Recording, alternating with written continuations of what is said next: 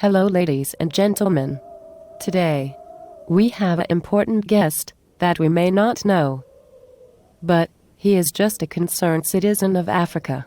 And hopefully in the future, I will be calling you Mr. President. Welcome to our show. We are very much delighted having you here, sir. Thank you very much for such a beautiful introduction to my presence here. If I may ask you, sir, what is your purpose of coming to America? I am sent here personally to the President and Congress of the United States of America, and specially to the African diaspora. What do you have to say to the President and Congress? Very short and clear message. It is not difficult to understand. And that is? Set our people free. We hear the voices of crying babies in the night. Our men, women and children wailing from all four corners of the world, suffering for all kinds of reasons. Can you be specific, sir? Yes, I can. Look. Our continent and her people, both home and abroad, are being used, misused, refused, abused, and now being persecuted for all sorts of crimes they may or not committed, and ends up in prisons all over the world. What would you like to say to the African and African diaspora? Their message is long and clear. Come home. There is a new room for you in Africa. We have almost 70% of cultivative land in the world. Only 10% of that has been utilized, and countless amounts of mineral resources like diamond, gold, bauxite, iron, silver, platinum, copper, uranium, cobalt, chloride, rutile, manganese, magnesium, tin, zinc, rubber, timber, potassium, sweet oil in West Africa, world's largest drinking water reserve sitting under the Sahara Desert, stretching from West Africa to east and south. Fishes in the seas, that is just to name a few. Above all, Africa needs you. There is the promised land. That is why the King of Kings of the conquering Lion of the tribe of Judah sent me to embark on this trip. I will be grateful, sir, if you may stress how important is this message to the large number of African diaspora living not only in the United States but also in the Caribbean. It is high time they realize that this is the end of an era that we call the end times. This is eye-opening period. The revelation of prophecies are ongoing. What we are seeing unfolding is not man's will, it is the will of the Most High. His will is going to be done here on earth as it is in heaven. So, prophecy must be fulfilled. Otherwise we children of the stars and the under the sun will perish. Because our unity is crucial and essential. Together we light and enlighten the world. The light will come from darkness. What would you like to say to them personally? You are very beautiful people. Not only beautiful but talented in everything.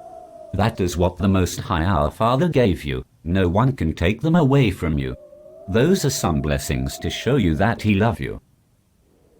As a people, there are some fundamental things we have to take into consideration. As a people, unity is what you need. Unity is essential. Unity is your profound savior. You are in a big trouble all over the world. You as a people, you have nothing. You own nothing. You have to own and control something to be able to secure and ensure the survival of your generation. One thing that you also have to expect is retribution and persecutions. They will try to terrify you and your people, but do not be afraid.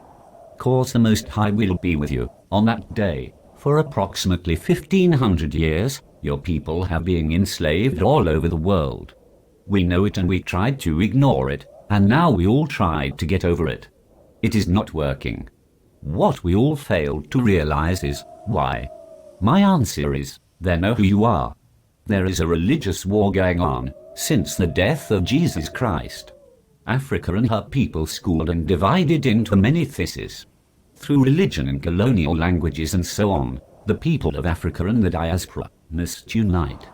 Wake up from your sleep and face reality. Something is going on that you have to know about. All the conspiracies going on the face of this planet is about you. There are people who claim or assume the world belongs to them or are trying to take over. From who? Have you ever asked yourselves these questions? Who are the Earth's rightful owners? Who are the oldest inhabitant of planet Earth? Is the Africans. You know that. What is happening to you? You are looking, but seeing nothing. You hear, but yet hear nothing. I was 7 years old when I began to ask myself and my mother these questions. Who am I? What am I doing here? Who created me? For what? Who is the creator of the heavens, earth, and the whole universe? Who are all those prophets that have come to pass? Why are they chosen to be? What are their identities? Who gave unperfect mankind the right to rule over one and another? These are questions I have not have any answers to yet. But my view is simple. Both Christians and Muslims understands the essence of their deity. They respect them, and proud of them. They will fight to the last drops of their blood to defend their faith. Why is it difficult to reveal the identity of these two great prophets? May peace be upon them. For their sake mankind is destroying themselves. For thousands of years, every man has asked this question once in their lifetime. If I am right, who is God? Who is Jesus? Who is Mohammed? But I, as a man, and with a common sense, believe in one principle. If the identity of our great prophets were favorable to them, they would have revealed it long time ago, and with dignity. I believe something is going on. That is why I am appealing to all of the indigenous people of the world. To desist, resist, or return back to nature. Return to the gods of your ancestors. Until you get straight answers to these fundamental questions. Come back to spirituality and receive the true divinity. To reach your higher selves. That is what they are preventing you from. Because that is what it's all about. Black magic. Black magic is what some people called it. And some call it voodoo. In my view, it is a divine spirituality. For no power on the face of this planet can defeat the divine power of nature. That power can only work for certain people. Because they have soul. Equipped with supreme genes to access a higher spiritual and divine communication with the divine creator. Very powerful tool that will engulf everything that stands against it. He will do so because the world in which we live is a spiritual world. So, spirituality will prevail. I am calling on all indigenous people of the world to stop sharing ancient historical records for the sake of your good and the well-being of Mother Earth. Revealing secrets is only detrimental to you and your generations to come, because it will be used against them. Not a single ancient information have been shared willingly or honestly with the people of the world. It has only ended up in secrecy. So teach your children yourselves. Initiate them into your traditional way of spirituality. It is of no accident to be enslaved, discriminated against, and envied for thousands of years. Are you not inclined to figure out who you are? You are all Hebrews, Egyptians, children of Great Abyssinia, Shanghai Empire. How comes you are asleep for so long?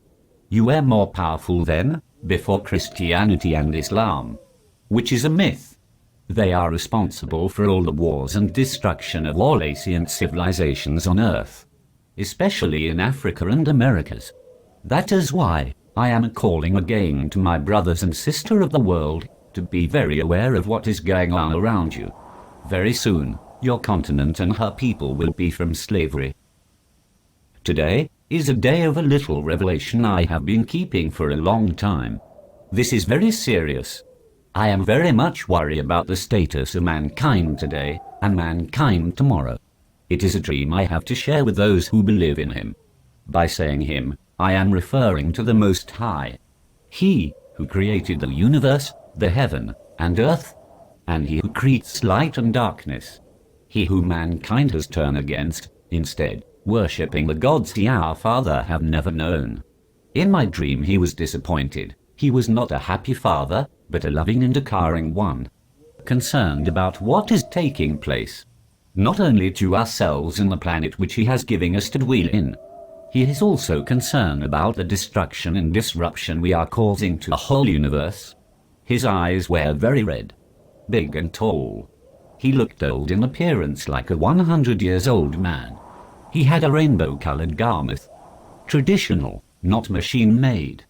Beautiful one. He appeared to me when I was fetching water from a well in my neighborhood. In this dream, He let me aware of his acknowledgement in all the wrongdoings we humans are engaged in. He asked me if I want to follow the same path or follow him. I can choose, and I replied, "How can I follow you if I don't know you?" He said, "Let me show you this." He stretched out his right hand and I saw a red cloud. It was the world on fire, a boiling fire. And he did the same with his left hand was a dark cloud, dark, full of rain ready to cause his floods. I saw masses of people running towards the four corners of the world. No place to seek refuge, and after that he asked me, "What am I going to do?" I replied, "I will call on the God for assistance." He asked, "Which God?" And I replied, the Most High who created mankind, he who created the heavens and earth. He is the one I will call on that day. And I am not afraid of anyone." He then smiled and disappeared into the wind. I will like to stop here.